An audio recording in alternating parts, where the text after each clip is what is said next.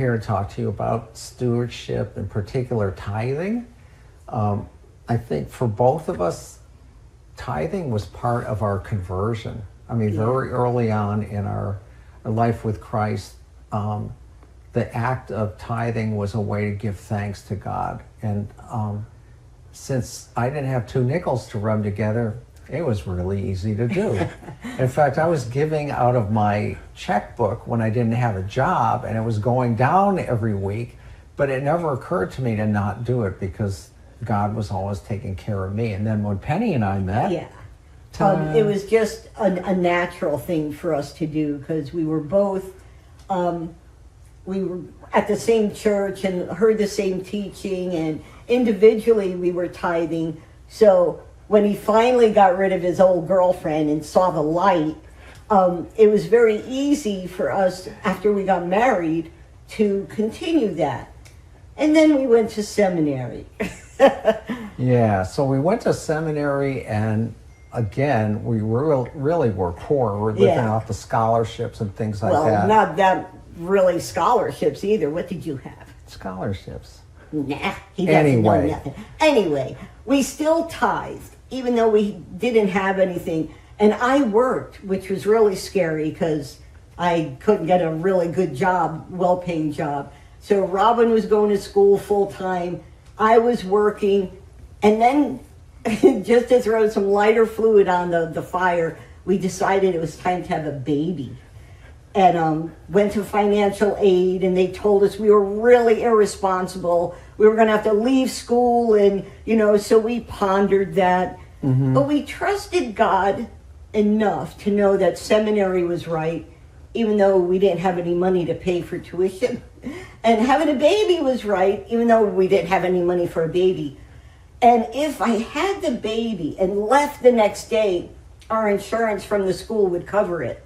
But that's not what happened. I needed an emergency section and stayed there several days. And so Robin was distraught because now we were going to not only leave school, but owe the hospital who knows how much money and a baby to boot. And then we had mailboxes, the students did at the seminary. And I pretty much was resigned that we were going to leave school and I'd have to get a job, and we would, maybe take 1 or 2 courses a year or something like that.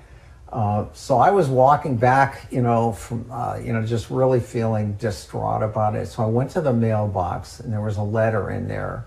I opened the letter. It was from people in Fairfax who wanted to support us to go to seminary.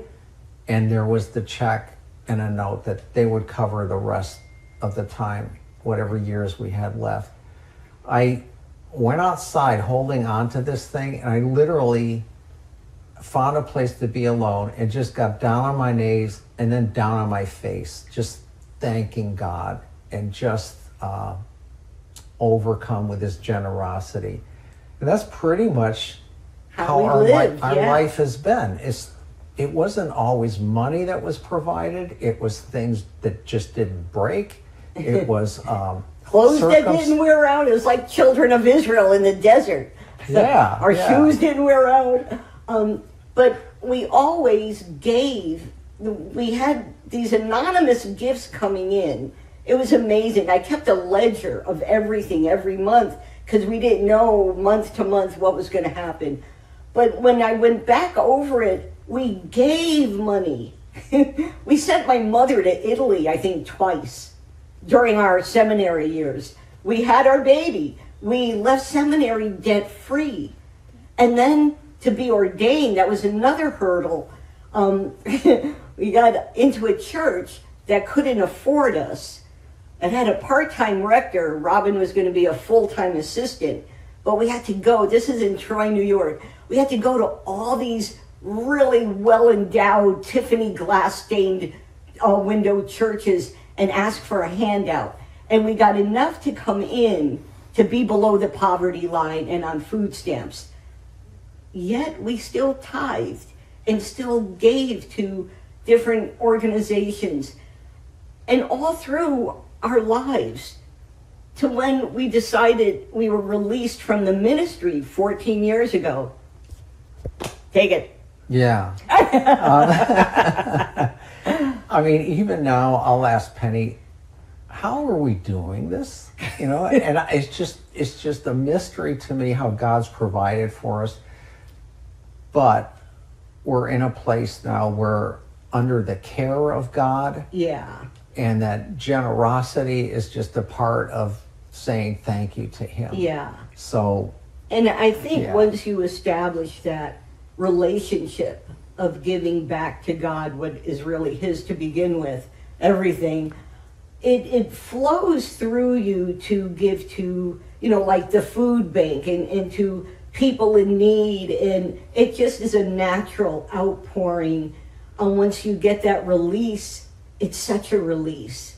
And you realize God has your back. You know, you hear He owns the cattle on 1,000 hills. You can't outgive God. Well, doggone it, you can't.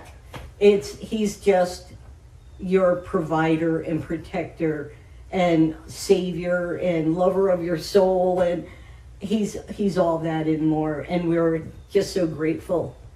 Super grateful.